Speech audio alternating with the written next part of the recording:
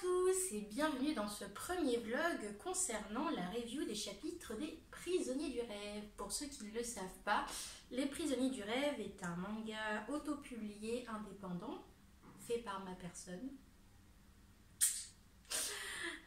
C'est un shoujo fantasy donc qui a pour héroïne Jenny, cette jeune fille,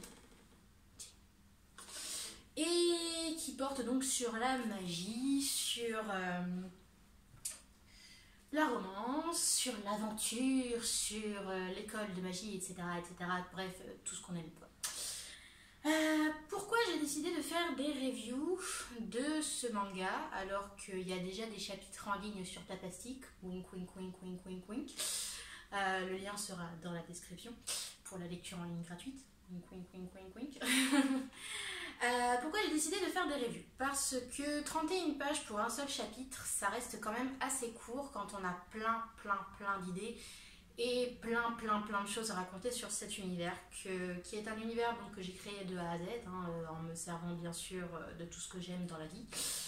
Mais malheureusement 31 pages de chaque chapitre c'est pas suffisant pour dire tout ce que j'ai envie de dire, pour montrer tout ce que j'ai pu créer dans cet univers et pour développer aussi bien que je le voudrais, ne serait-ce que les relations entre les personnages, etc. etc. Donc je me suis dit que j'allais faire des vidéos comme ça pour donner quelques petites anecdotes sur les chapitres, ou sur l'univers, ou sur les personnages, bref tout ce qui me passera par la tête. Donc pour commencer le premier chapitre, je vais m'attarder surtout sur les rêves prémonitoires, donc qui sont la base de mon univers. Pourquoi j'ai choisi un univers régi par les rêves prémonitoires? C'est parce que je suis quelqu'un d'extrêmement stressé par l'avenir. Voilà, je suis quelqu'un qui aime vraiment savoir comment les choses vont se dérouler à l'avance. Je déteste tout ce qui est imprévu. J'aime vraiment savoir où je me dirige et savoir ce qui m'attend, pas seulement demain, mais dans les mois à venir, etc. etc. Et je pense que c'est pour moi naturel en fait d'avoir imaginé un monde régi par les rêves prémonitoires parce que du coup c'est un monde safe entre guillemets pour une personne comme moi et du coup pour mon héroïne Jenny qui est un peu comme moi, qui aussi aime savoir dans quoi elle met les pieds, n'aime pas les imprévus, etc. etc. Bref, des taureaux quoi. Enfin voilà. Du coup j'ai voulu faire ce monde où tout le monde sait à l'avance ce qui va lui arriver le lendemain. Même si c'est pas forcément quelque chose de réjouissant parfois, ça peut arriver que, comme le dit si bien Artemis dans ce premier chapitre, je vais vous retrouver la page, attendez un peu, premier coup, très vite. Alors Artemis on voit pas mais c'est la petite tête là, non je déconne, c'est la demoiselle qui est. Bref. Comme le dit si bien Artemis dans cette petite case que vous avez sûrement pas eu le temps de lire parce que je vais trop vite et que je sais pas trop gérer mon format vidéo, ceci est un vlog, elle se prend un lampadaire dans son rêve prémonitoire.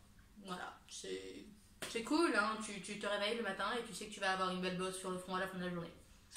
Yeah. Pourquoi les gens ne peuvent pas, entre guillemets, arrêter d'avoir des rêves prémonitoires? Parce que comment dire, tout simplement ils sauraient plus ce qui leur arrive et ça fait des milliers d'années dans ce monde que le système est en place et ils se voient pas en fait juste se dire ah bah non je vais arrêter d'avoir des rêves prémonitoires et je vais laisser faire le destin lol. Non, ça se passe pas comme ça. Il pourrait, c'est pas interdit, c'est juste que en gros voilà on te dit si tu décides de pas faire ce dont t'as rêvé, tu sauras plus jamais. Voilà. C'est tout. Donc si pour une seule fois t'avais vraiment pas envie, faut être sûr que pour les fois d'après t'es capable d'assumer de pas savoir ce qui t'arrive. En gros. Pour une personne comme moi c'est inimaginable. Pour d'autres gens j'imagine plus libres d'esprit et plus tranquilles dans leurs bottes, pas de soucis. Donc voilà, c'est en gros le système des rêves prémonitoires. Moi j'aime beaucoup, forcément. Puis bon... petite anecdote, je suis une grande fan de Charmed. Et quand j'étais gamine, Phoebe c'était ma préférée. Donc forcément le pouvoir de prémonition, voir à l'avenir, tout ça, voilà.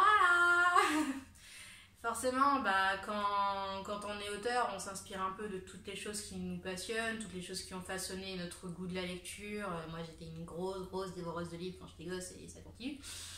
Et puis, forcément, Charmed, ça a été ma grosse série quand j'étais gosse. Et il y a beaucoup de choses que j'ai pris forcément dedans.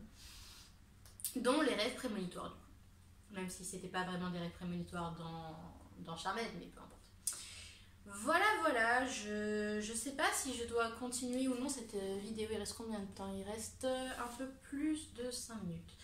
Donc voilà, je vais m'arrêter là parce que j'avoue que je fonctionne au feeling. Je suis pas quelqu'un de très carré concernant mes vidéos. Je fais des vlogs quand ça me chante et voilà, et je parle et peu importe. Donc si vous avez des questions ou si vous avez déjà lu le premier chapitre et que vous aviez d'autres choses qui vous titillent, n'hésitez pas. Si, il y avait un truc intéressant à aborder, mais peut-être je vais l'aborder pour le chapitre 2. Ouais, je vais aborder ça pour le chapitre 2, c'est concernant les différents types de magie en fait. Puisque dans le chapitre 1, on aborde la naturgie et la psychurgie. La naturgie, comme son nom l'indique, c'est les pouvoirs de la nature, t'as vu, c'est hyper original. Et la psychurgie, comme son nom l'indique, psychique, tout ça, c'est un truc un peu plus mental, genre lire dans les pensées, genre déplacer des choses par la pensée. Et puis après, t'as le maîtrise du temps, que tu sais pas trop pourquoi elle est psychique, mais c'est psychique, t'as vu, donc voilà. Donc voilà, je garde ça pour la prochaine vidéo. Je pense que je vais essayer de garder des formats 5-10 minutes, histoire que ce soit pas trop long. Parce que je sais que moi, généralement, j'ai tendance à décrocher au bout de 5 minutes. Donc je sais pas si tout le monde est comme moi, mais voilà. Bref, j'espère que ça vous aura plu quand même. Même si c'est un peu décousu. Je suis désolée, c'est comme ça. Je vais m'améliorer avec le temps, promis. Et je vous fais des gros bisous. Et j'espère que ça va aller pour cette année 2020. Je nous le souhaite à tous. Voilà. Salut!